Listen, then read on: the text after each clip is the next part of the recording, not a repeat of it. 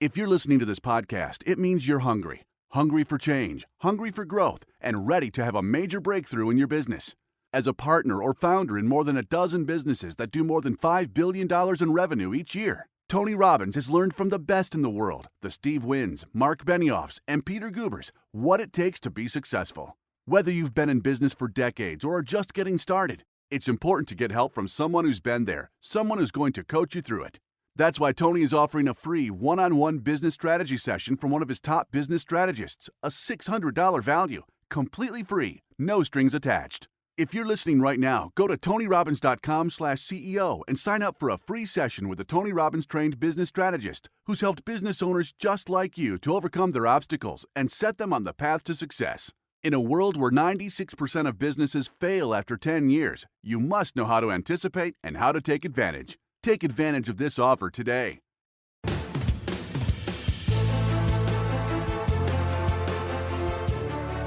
In this episode of the Tony Robbins podcast, we're bringing you to Business Mastery one more time, where Tony recently led a panel discussion with the business leaders behind some of today's fastest growing companies. For this episode, you're going to hear from one of the founders of a company that changed the travel industry forever. When's the last time you booked a trip somewhere? Where'd you stay? Was it a hotel? Or did you opt for the alternative and rent a room, maybe an entire house, from a local? The idea of staying in a stranger's home may have blown your mind a few years ago, but today it's not just a standard practice. It's actually the preferred accommodation for tens of millions of travelers across the world. There's just one company to thank for that: AirBnB. AirBnB started as a simple solution to a pressing problem. Co-founders Joe Gebbia and Brian Chesky couldn't afford rent, so they opened up their San Francisco apartment for guests to stay in. They soon realized they might be onto something bigger than just a way to avoid being evicted. So, along with their old roommate, Nathan Polkarchik, they started to build it into a business. That was nearly 10 years ago. AirBnB has been through a lot since then. It was by no means a straight path to success.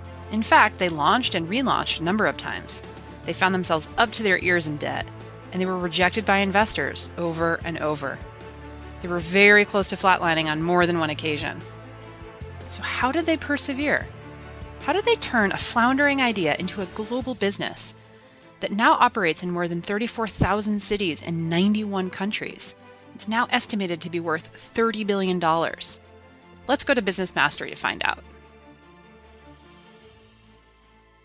So we talked beforehand, before we joined Facebook Live and so forth, for about 45 minutes. We shared some of the businesses that you began before and how all of you have the common element of you decided what the outcome was, right? You know why you were doing it. You didn't know how. None of you knew how. And all of you figured out the how, which is really, I always tell people, it's the tyranny of how that keeps people from doing things. If you know what you want with such precision and with enough certainty, you've got strong enough reasons, you find the way. But let's talk about how AirBnB started. Will you share some stories? Start with, if you would, the dilemma you found yourself in and losing a roommate and how this came about. Oh my goodness. Well, as you saw, our mission is to create community so that anyone can belong anywhere. So that when you travel anywhere in the world, you can move from feeling like an outsider to feeling like an insider. And we do that through great design, through community and the guest-host relationship, and the platform that offers homes anywhere you travel in 191 countries. Yes. So where we are today started with very humble beginnings. It was October of 2007, and I convinced my friend from college, Brian Chesky, to move from Los Angeles to San Francisco. I had this premonition that if you ever put us in the same room, we could create something big together. We had proved that on campus, and now as out in the real world, I really wanted to find out what we could do. So he moves to San Francisco. We both quit our jobs at the same time, and there's all this excitement in the air of what are we going to come up with? What could we possibly create? And all of a sudden, this letter comes in the mail from the landlord. And I'll never forget what it says. It says, "Dear Joe, your rent is now 25% higher." So I go to Brian and we run to our online bank accounts, and suddenly we look and see that we have a math problem. The rent went like this and our paychecks went like this. We have literally just a few weeks to figure out how to save our apartment. So we put our thinking caps on and we came up with a bunch of harebrained ideas. And one day I'm sitting in the living room and I'm looking at the website for a design conference coming to San Francisco. And on the webpage it says, all hotels sold out. I'm thinking, man, that's a bummer.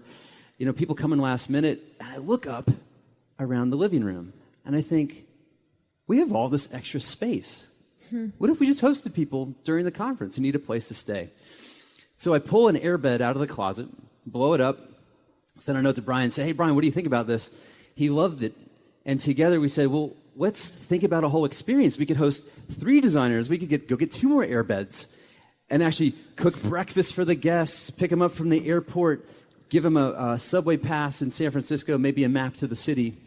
And before we knew it, in about a week or so, we had this concept that was not a bed and breakfast. This was an airbed and breakfast. That's awesome. That's really awesome. So we make this website in just a week or so. We put it out there, and nobody knew it existed, first of all. So I'll remember one night we went to bed, and we emailed all of the blogs covering this big conference. I'd never gotten press before. None of us, neither Brian or I, had ever gotten any publicity.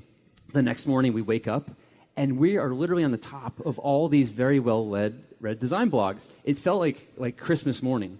Like you wake up and you come down, and oh my God, literally the headlines were like, need a place to crash? Network in your jams at Brian and Joe's San Francisco loft at the Airbed and Breakfast. It literally went from this kind of just idea to suddenly people are talking about it on these international blogs in a matter of 2 weeks. Wow. So we had people contacting us from around the world. People sent us their resumes, their design portfolios.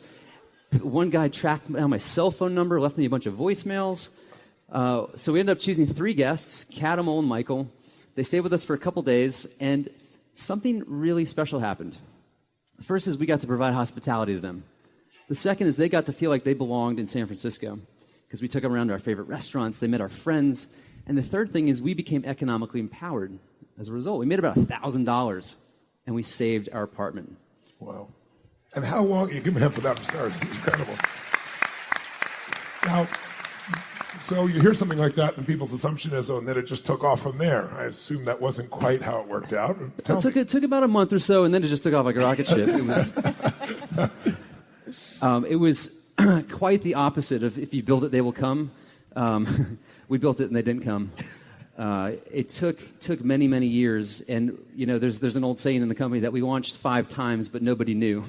Yeah. It was finally the 6th time that people actually picked up on it. And what was different? Or was it the accumulation? With each time we tried a path, we ran into a dead end, and we said, well, we're not quitting. Yeah. Let's just turn around, come back, and try a different approach. So to give us an example, what was one of the early approaches that didn't work? So the original concept for Airbnb was airbeds for conferences.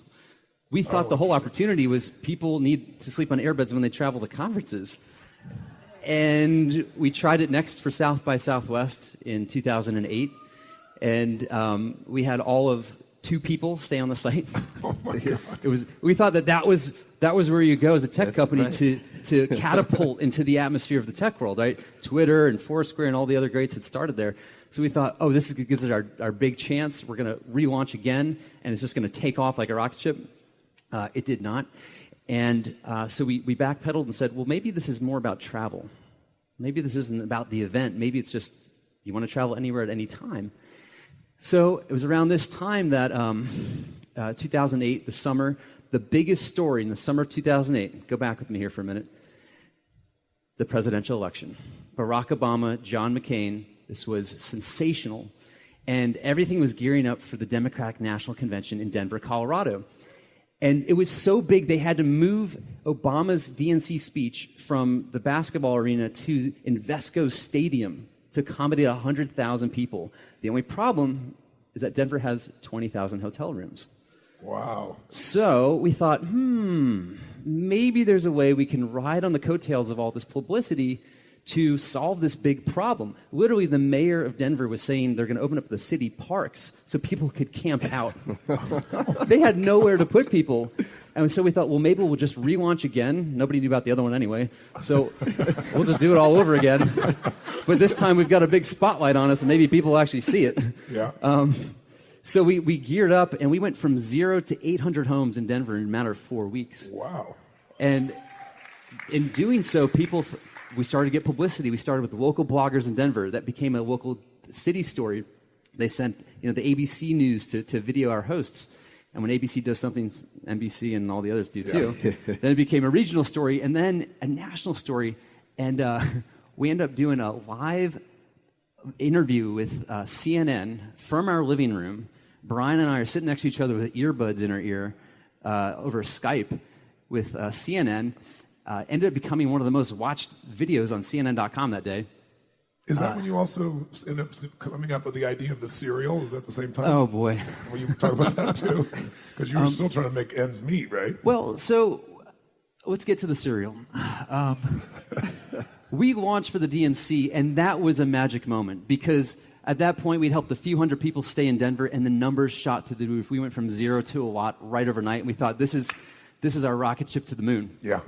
However, there's not a political convention every weekend, and so things came crashing. Sales went up. Back down. And we entered what's known in startup land as the trough of sorrow. Right? Which is, you have a product and you market in a market, but there's not a fit yet. Yes. And so there's zero growth. I also call it the Midwest of analytics. Perfectly flat for miles. It can last for months, sometimes years. And it's in the trough of sorrow that I feel like the only way you can get out of it is just through sheer creativity. So we're deep in the trough, and late one night in the kitchen, Brian and I are just trying to keep each other's hopes up at this point, just trying to keep our spirits high. And we start joking, we're called Air, Bed, and Breakfast. What if we provided, something for our hosts to give to our guests? What if we gave them breakfast cereal? And it's now October of 2008, at the height, the peak of Obama mania.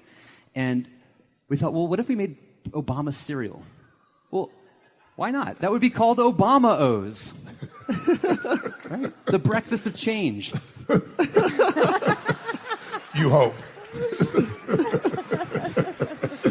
And we thought, well, we're a nonpartisan company, so we need something for McCain. Well, maybe that's Captain McCain's.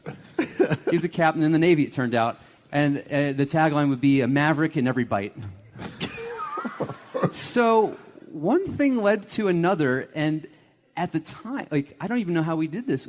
We ended up making boxes of cereal. Did you design them? We did design them. The first thought was, well, let's get on the phone with cereal producers, because how do you actually make cereal? I had no idea. We're designers and tech guys. Cereal is kind of a little bit outside of our realm. So I get on the phone, I call Kellogg and General Mills. Those conversations were very short. So I changed tack and I said, well, I'll call local Bay Area cereal manufacturers.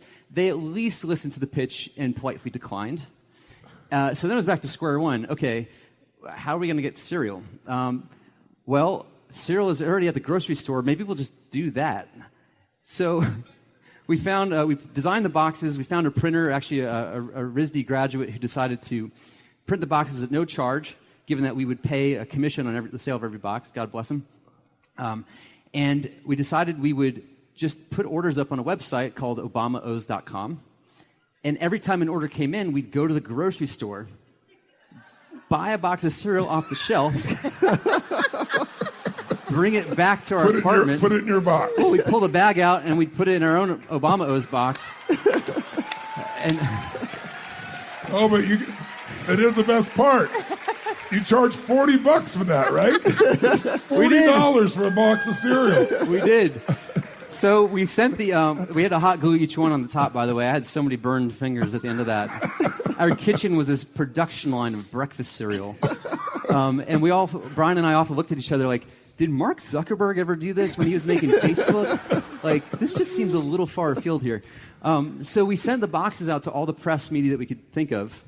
And it ended up getting on all the morning shows and a bunch of publications, Fast Company, Wall Street Journal. And CNN, again, called us back. It was like, this is awesome. We want to cover you guys. They did this live interview, and we sold out of Obama's within a couple of days. So at $40 a box, and we sold 500 boxes. We made 20... That's a lot of trips to the grocery store. Yes, it was. You should have seen the look on the cashier's face every time. We just clear the shelf. I had 3 shopping carts of O's going through the thing. I tried to explain to her, we're this tech company, we're making breakfast cereal, Air, Bed, and Breakfast. And she was like, And eventually I just learned the line. I'm like, we run a bed and breakfast. And she's like, oh, okay. So But it actually gave you some cash to keep yourself above water, right? At this point, we were so deep in the trench, the Trough of Sorrow, we had about $20,000 in credit card debt. Because to understand where we were in the life cycle of the company, we had that rise for the DNC, and we thought, this is a great time to go raise money. Our numbers are up. Let's go talk to investors. We got introduced to 20 of the Silicon Valley's best investors. 10 met us for coffee, or 10 replied to our email, 5 met us for coffee, 0 invested in Airbnb. And we faced every kind of rejection that you could imagine from really incredible people who picked big winners. And I learned in that moment that rejection is an invitation. Rejection is an invitation to keep going. That's really good. And as everyone up here knows, you can accept it or not, right? Yes. It's up to you as an entrepreneur to say, like, awesome, thanks for the invitation, I accept it, I'm going to keep going. Yeah. So here we are. We kept going to the tune of raising a round of money. We lightheartedly call it the Visa round. Though I don't think Visa knew about it. And we maxed out a bunch of credit cards. We had baseball card folders. Instead of baseball cards, we actually had credit cards in it. And I don't know if I recommend that or not. It was very high anxiety, very high stress to wake up every morning. So all this to say that we made cereal not with zero budget, but with negative $20,000 budget. But you paid off the $20,000 with the cereal. So the cereal just got us back to zero, which was great. Let's have a hand for that. That's pretty awesome. That's pretty awesome. When you hear about various businesses initially, especially with the changes we've had in the last 20, 25 years of the web, is, a lot of things just sound crazy in the beginning, like you can't. And part of that is like, whether it be shoes or glasses, I need to have an experience of it, right? And you're asking people to have a stranger come stay in their home that they don't know, could be psychotic, right? Or the people I'm going to know could be psychotic. I can see how investors might hesitate before you prove that. But let's just talk about trust, because what all three of you have done, and what I attempt to do, and I think all great entrepreneurs are really doing, is finding a way to add more value so consistently that it isn't just a sales pitch, that these people will deliver for me consistently, and it builds that trust, and that's what builds raving fans. How do you build trust to connect people who don't know each other, and where we as a society are constantly taught, don't trust a stranger, but invite them in your house and sleep with them, or something like that? You're exactly right. I mean, all those conversations. Was that the biggest obstacle? What was that outside of economics? Our biggest obstacle was a bias that we've all been taught since we were kids. Yes. That strangers equal danger. Perfect description. We had to overcome. Someone likes danger out there, clearly. So, we had to overcome not only marketplace dynamics and all the, points of a startup, but we also had to figure out how to overcome an age-old bias that's been ingrained in all of us. And the only way, that I can sum it up is that because there were other companies like ours in 2008. We weren't the only people out there. So besides... That was a question I want to ask. Were you first online selling glasses? We weren't the very first. You weren't the very first. Okay, cool. We were the only ones to get scale, though. Okay, got it. Go ahead, I'm so sorry. No. We had, there was many competitors, many players at our same level. And so it begs the question, luck and timing aside, which there's plenty, why did ours eventually take off? And I look back and I think, all things being equal, what we fell back on is design. That was our background, right? That's what we knew, like how to design an experience. And when I say design, I want to clarify that, because it's not the look and feel of something. It's the whole experience. It's the whole end-to-end experience, what you get so well. Yeah. And so we just applied the same way that you think about, a SoulCycle experience or Warby Parker retail experience. We thought, well, what's the end-to-end experience that we want for our guests and for our hosts? Yes. And through that, how do we find where trust is the lowest and inject that with personality, inject that with reputation, inject that with good design? Yes. Tell us some of the ways you did that. How did you, first of all, reputation management was a huge part of it. Yes, give a hand for sure. Yeah. How did you break through that barrier? What were the steps that you guys took to get it where people all over the world, 1 million people, were willing to go and stay in people's homes on New Year's? Not bad. Well, we learned very quickly that proper reputation system was key to building trust. Okay. Right? Making sure that there was a system in place so that people could openly and honestly talk about their experience in such a way where, as with every review that got added to the site, it made it that much more possible for somebody who was resisting the idea to be like, oh, there's 12 people kind of like me who had a great experience. Yeah, I'll give this a shot. So enough social proof.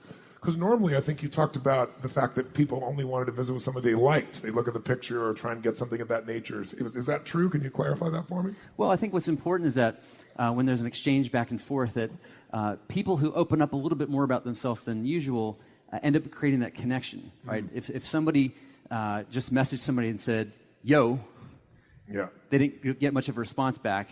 And actually what we've learned through the data that is if they message with a really long rambling thing like, oh, let me tell you about the issues I have with my mother, people I'm going to come stay at your house. Also didn't reply. There's that kind of like sweet spot of exchange of like, hey, love the art on your walls. I'm coming for vacation with my family. Yeah. So finding that sweet spot and helping coach people as they're moving through our system to how to communicate with each other. What once you figured out the reputation management, was that enough to break down that entire concern or fear, or did you have to do other things in the design? I wish. Yeah, the first 4 years of the company were pretty dismal.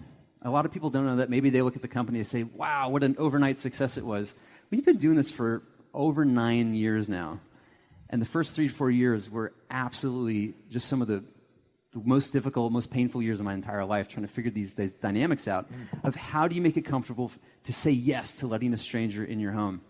So I'd say another principle that we had, that we employed through design, was the principles of fun and friendly. How do we make sure that our design language, our copy, even our colors, the typography, every nuance and detail, communicate a sense of fun and friendliness, right? We couldn't sit next to somebody and be like, well, of course you can trust this. We've had this many thousands of people do it. It works for these different reasons. We need to design to fill our shoes and actually communicate that on our behalf.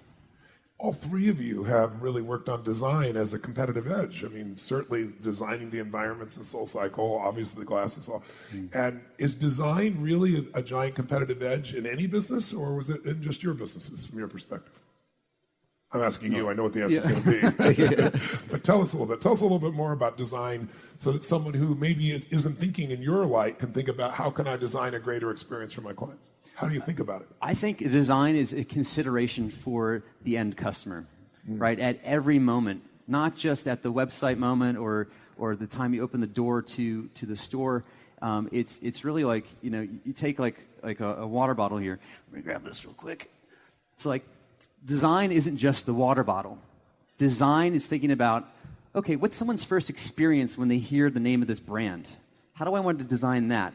What's their experience in the store when they see this on the shelf for the first time? What's their experience when they get home and that first sound that happens when I click the lid? What's the first experience where I taste what the product is like? Going through the whole cycle, what's the experience of where this goes after its life? How does this make sure it fits back into an ecosystem materially? And design is considering all of those moments along the way. Very much like you did for the cushions you described to us earlier, like looking at every stage. You kind of observe what they really do and then make your modifications from that if there needs to be modifications for them to become more excited about it. Tell us about capital and expanding the business. I mean, here you are, you have a $30 billion valuation. I think Marriott has got a $20 billion valuation. They're around 104, 105 years, you're around 9 years. You don't have any hotel rooms. You and I were talking offline, you were saying, we don't compare ourselves to hotels. Tell us about capital and tell us about why are you not a hotel? What's the difference? What is the real pull from your perspective? You've alluded to it, but I'd love to hear it even more explicitly. Well, I think, we consider ourselves a part of what's called the sharing economy. And there's been a lot of definitions of what that means. I'll define it for you here, which is, to me, the sharing economy is commerce with the promise of human connection. I love that. If you called it... Yeah, that deserves a hand for sure. Thanks. I think if you called it the rental economy, it would be incomplete because people share something about themselves, right? And we have got plenty of stories to back that up about how people go above and beyond to make sure that you feel welcome when you're in their home. So for us, the thing about our company is that it's not actually a new idea. Because if you go back a couple of generations and you ask your grandparents how they traveled when they were kids, Yes. they wouldn't tell you hotels. Yes. They tell you a modern farmhouses, experience, yeah. bed and breakfast, inns, Yeah. staying with people in their homes. Yes. So we like to think that all we've done is bring the way that people used to travel back using technology. And when it comes to financing that, the power of the internet is insane in that you can reach so many people so quickly. And for a travel company, that's incredibly important for us to be everywhere all at once.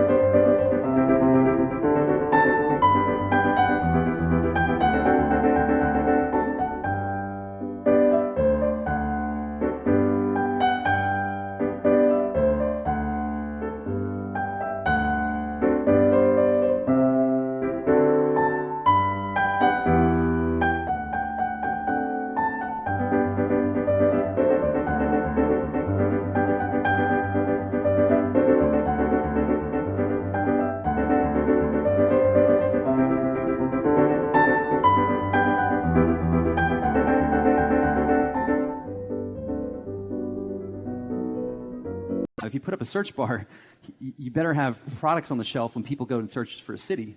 Right. So for us, expansion and growth very quickly was absolutely important, not just for the sake of growth, but to make sure we had community all over the world. So when you wanted to travel somewhere, we had options for you. And part of the beauty is the experience of someone taking you through their hometown. Like you described that. You took them to your friends. You took them to the local bar. They aren't, as your ad describes, right? You're not going and traveling there. You're going and experiencing it there. But there've got to be some hiccups along the way with the number of people that you're dealing with. How do you deal with the crazy-ass host? How do you deal with the crazy guest? I mean, it's got to happen. How often does it happen? How do you deal with it? Or what if it doesn't happen as often, why not with that many types of numbers? I'm not sure which one's real. Well, we've done right now over 130 million guest stays globally. That's incredible. That's incredible. And the number and only 129 million were really well, less than a fraction of a percent have been problematic. Wow. And why do you think that is? I think that there's something that changes when you enter somebody's home. So you think the guests themselves, they know they're entering somebody's home, and so we all have a different set of filters? I think there's some universal principles of hospitality. No matter what culture you're in, where you are in the world, there are some sometimes ancient kind of laws of hospitality going back to Greek culture or some old Indian culture around Atiti Devo Bhava, which is the guest is God. Yes. There's Pashtunwali in Pakistan. And there's these kind of ancient codes of ethics of how to treat other people in your home that I think are still a part of us today. That's beautiful. Beautiful. Let's go for some questions. Let's start with questions here for Joe, and then we'll go for the group as a whole. How about this young lady back here? Yes, ma'am. I'm Megan Draper from Salt Lake City, Utah. Megan. Hello. First of all, this is my very first Tony Robbins experience, and I am it's like love at first sight. I'm in, I'm ready, this is amazing. So my question for you with the Airbnb is, I'm an avid NPR listener, and they just had a story about people renting each other's washing machines, washers and dryers while they're not home. So there's this huge market, it sounds like, from your experience with Airbnb being so successful, that there's a huge market for people wanting to use your stuff while you're not using it, right? So even in your ad, you didn't ever show the homes or you were showing all the people, So I think that's amazing that the company's all about people and connecting with people. So my question is, what's next? Are people going to start renting out their lawnmowers while you're not using them? What do you see coming next? Well, thank you for your question. I think that there is this ideal that we've unlocked or been a part of unlocking, which is that there's a lot of stuff in the world that sits idle. There's a lot of idle resources that go to waste every single day. And there's literally, since 2008, there are thousands of companies that have started leveraging principles of the sharing economy, of how to bring people together around those underutilized assets or rooms or cars or lawnmowers or tools. And I've had the fortune of seeing these companies when I get to travel. I have to share one of the most interesting ones that I saw that was culturally relevant was in Korea, which is, I think, very far ahead in regards to sharing economy. The city of Seoul actually has a department just focused on bringing the sharing economy principles into the infrastructure of how they run the city government. Wow. But there's actually a startup in Seoul that connects people who are applying for a job with people who have nice suits in their closet. Wow. Because in their culture, that's a really important thing, is that you go in with a very nice suit, but it's kind of a catch-22. If I don't have a job, maybe I can't afford the suit. So there's actually a sharing economy company that connects you around something that's just sitting idle in your closet. So I sure hope that there's more entrepreneurs around the world that are spotting local opportunities in cities or countries that they can connect, guest and host with, things that people really need. Beautiful. Thank you. All the way back in the red shirt, all the way back there. Yes, sir. Great service. AirBnB is awesome. We've used it several times. Thank you. It's actually was life-changing for somebody who we were allowing to rent one of our properties out, and she was making some money. She had cystic fibrosis. She got her lung transplant. It was really cool. Very nice.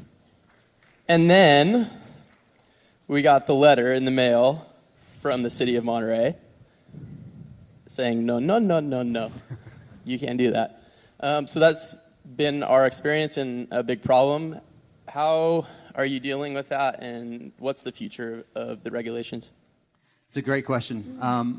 I think there's a number of companies, in addition to ours, that have stewarded technologies or new software systems into cities or civic settings that don't move as quickly, right, as the internet or as the technology does. So there's always going to be catch-up the to Uber do. effect, right? So Sure. You've seen it them probably as much as anyone. So I think what we've learned is that when we can sit down with cities and explain what it is that we do, how it benefits the constituents of that city, and ultimately through some practical matters like tax revenue, how it actually benefits the city, they're very willing to listen. And there are a lot of cities around the world who are getting it, Paris and London, a lot of cities throughout the U.S., Asia, and Europe. So I think there's still some work to do in certain parts of the world, but like the genie's out of the bottle. This is an idea whose time has come. 130 million people have said yes. I don't think we're going back to the way that it was. So what's important to us is that we work collaboratively with cities to help them understand and then figure out some of the details together. Great. One more for here. Yes, ma'am. Right here in the black. Thank you. Thank you so much. First of all, I'm a big fan of all of you, especially you, because I'm also from San Francisco in tech. So I'm a user experience researcher, and I'm sure you know exactly what it is. And my background is tech and science, and the reason I'm here, this is pretty much my first exposure to business. I've come up with a cutting-edge type of user experience type of research where I am reading the minds, measuring their brain waves, and also connecting that to their emotional states. And this is something that I'm also working on my dissertation, which is I'm done hopefully in a few months, in the field of neuroinformation science. Now, my question is, I really look up to you guys who sort of have this idea, have this gut feeling that I also have. And you quit your job and you do that. And I've been struggling with this sort of decision whether do I trust this gut feeling and actually go for it? I don't need a lot of capital. All I need is a kick-ass laptop. Everything else is in my own head. And I've established the whole research plan, everything, and also the data analysis of the neuroscience path. And I know that there's a market for it because when I give talks, people are very responsive. But a part of me is also has this insecurity thinking, well, I really don't know much about a business. And also, I'm more of an artist that we did a practice here. We were with either artists or, and I'm that. So how did you took that sort of big step to actually quit your job and do that, because I think that's huge. That's totally laudable. I mean, I love that. But I just feel insecure, knowing in my gut feeling that this is an idea and there is a market for it, because also we've talked a lot about user research and all that, and I'm actually going to give businesses their emotional states. I'm actually going to read their minds and tell them what's going on. But to really take that big step, I guess, if you could speak to that, that would be awesome. And that'd be nice to hear from all three of you if you're willing to share. Sure, it's a brilliant question, and it's never easy. Like, it's never like, cool, let's do this. Now's the time. I have no insecurities about this. Let's just do this. Like, said no one ever. Like, of course, there's all kinds of doubts, and oh my God, like, what if? At a certain point, I think that there wasn't like this kind of like one moment of like, oh shit, this is going to happen. I think it was a sequence of moments.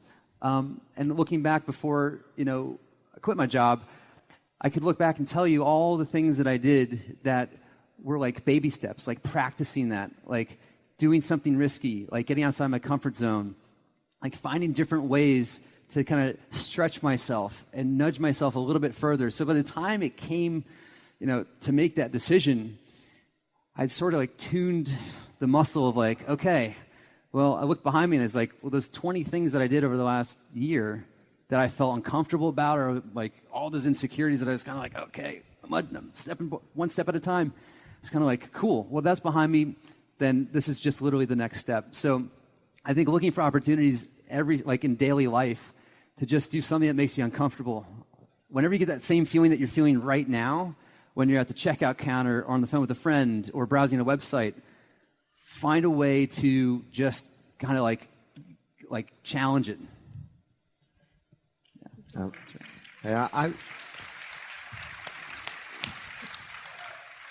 Just to add to that a little bit, when we were starting Warby Parker, first thing was that we were full-time students, so we weren't foregoing a salary. I think it would have been a very bold and risky move if we quit our jobs to immediately go after this opportunity without some proof.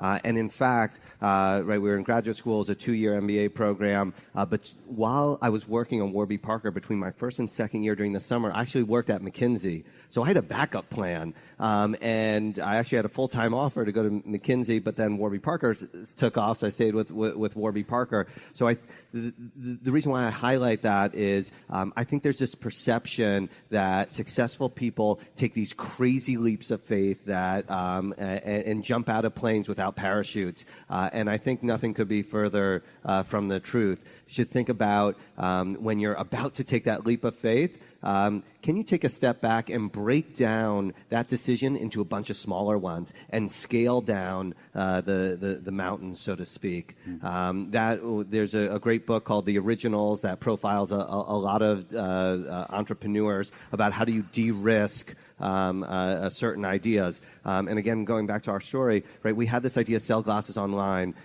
We did a bunch of customer research before we started investing money in it. Then we sort of said, we're going to invest this amount. What do we need to continue to invest more money and time into this idea? And I break it down into a process like that.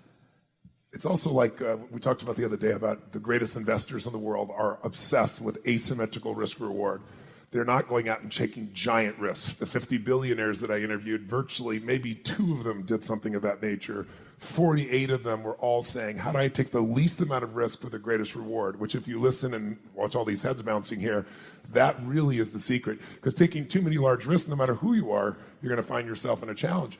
Even Richard Branson's a dear friend of mine, and Richard is one of the most crazy human beings in the world, taking giant risks with his life, but not in business.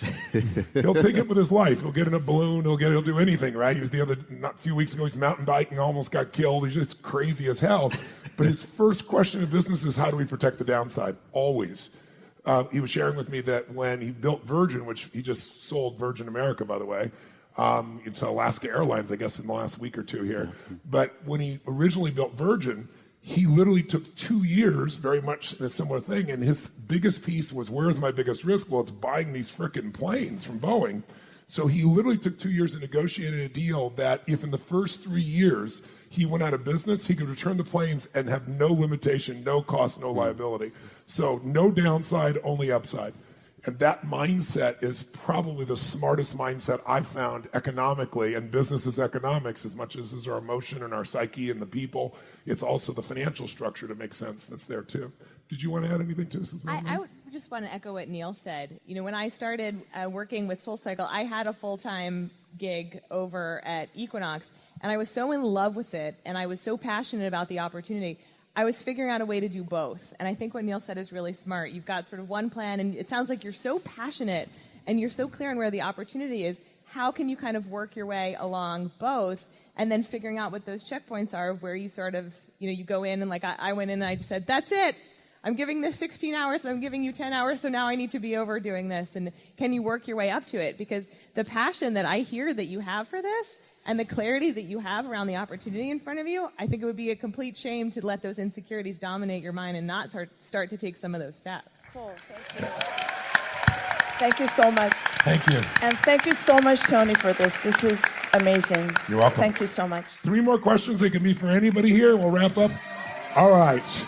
Yes, sir, right here. So I have a question with Airbnb. I'm kind of dealing with a app-based platform myself where I've got 2 groups of people, professional athletes and trainers and the end users. And one of the things that we're dealing with is quality control.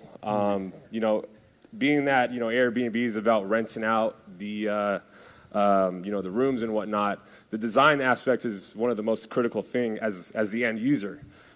So being that you can't be at all the places, how do you really monitor that the ones that are uploading the photos and, you know, making sure that everything's in frame and, you know, it looks great and it's appealing?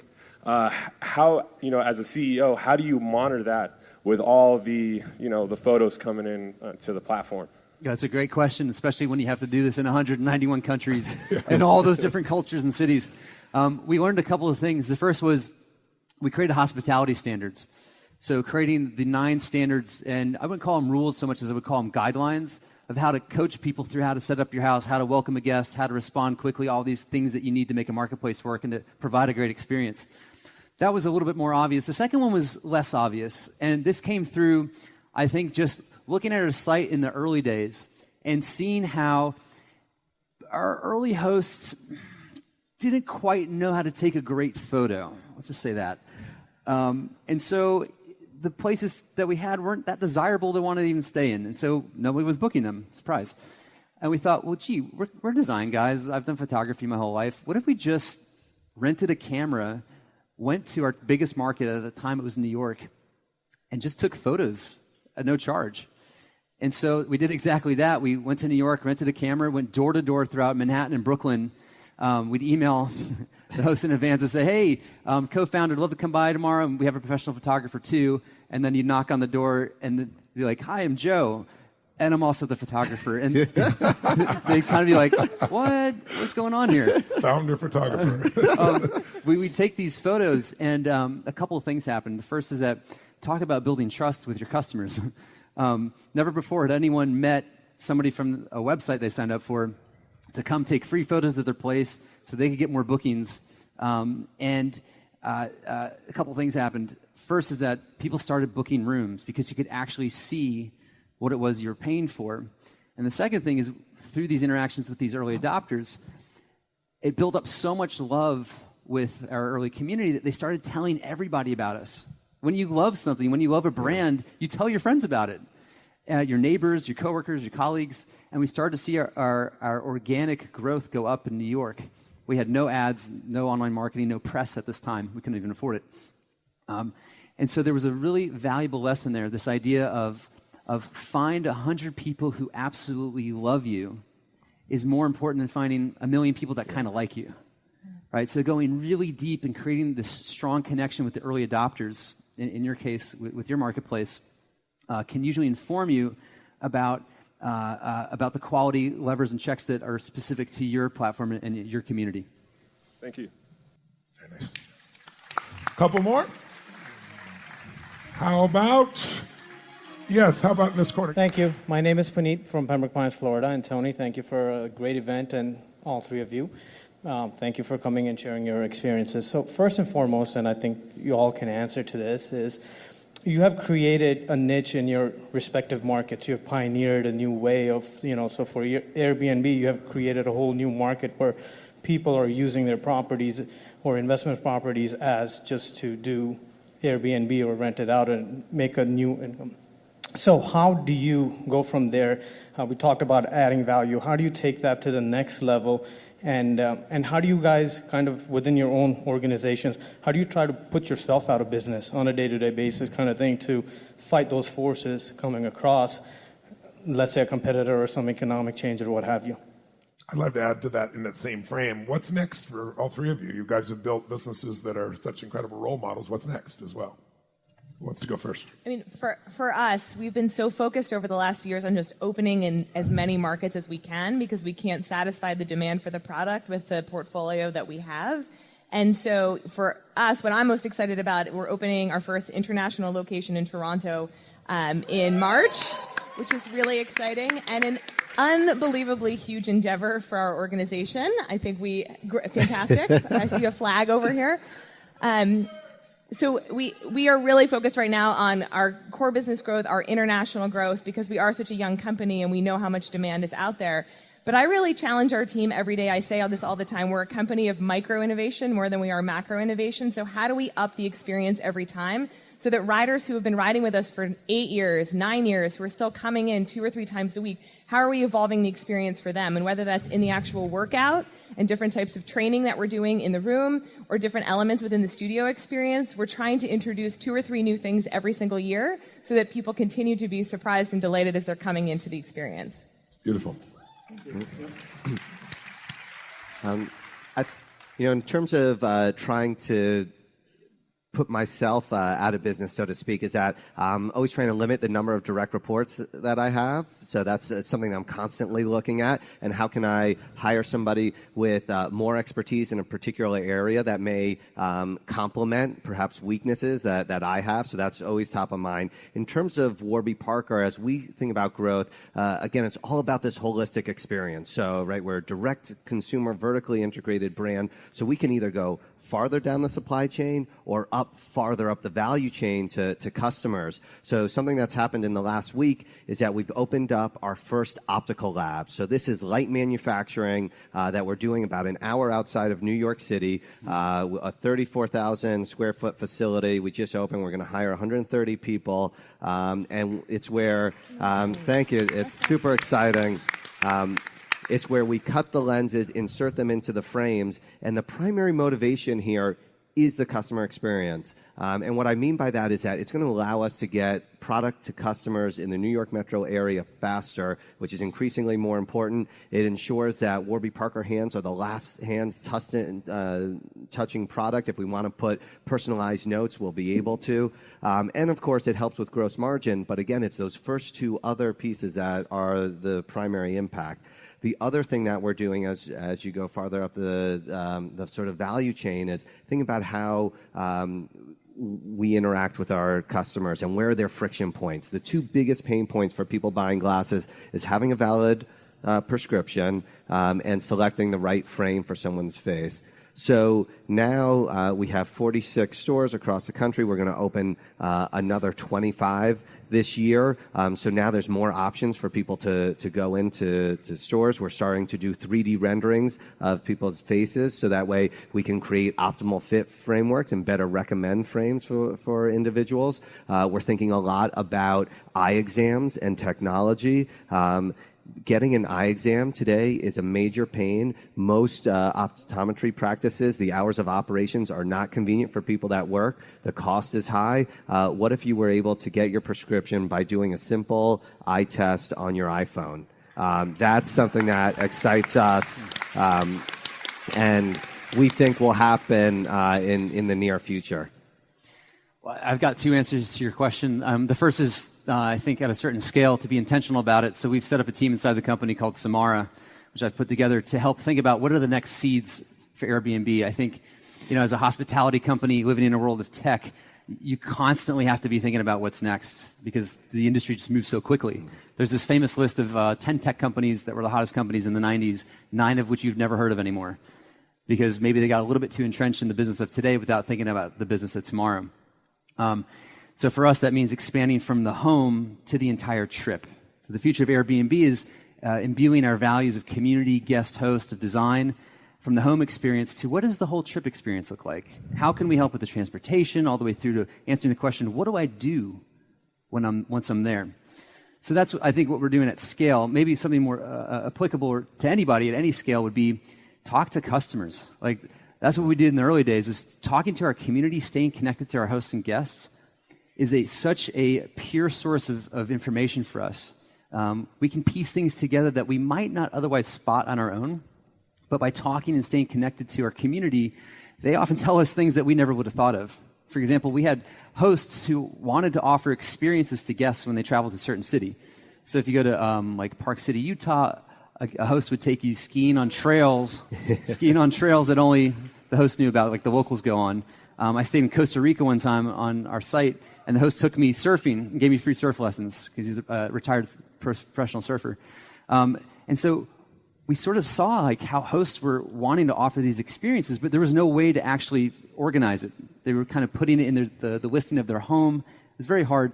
So eventually we've pulled it out now, and there's a whole new service of just around experiences. And that really, the lineage of that goes back to listening to our community.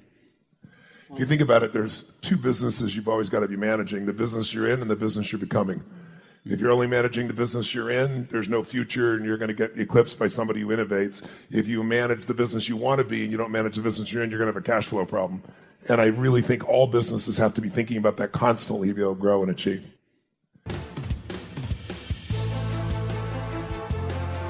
The Tony Robbins podcast is directed and hosted by Tony Robbins and Mary Buckheit. Annie Org is our editorial director and occasional host. The podcast is produced by Carrie Song and Tyler Culbertson. Jamie Carvajal and Adriel De La Torre are our digital editors. Special thanks to Diane Adcock for her creative review. Copyright Robbins Research International.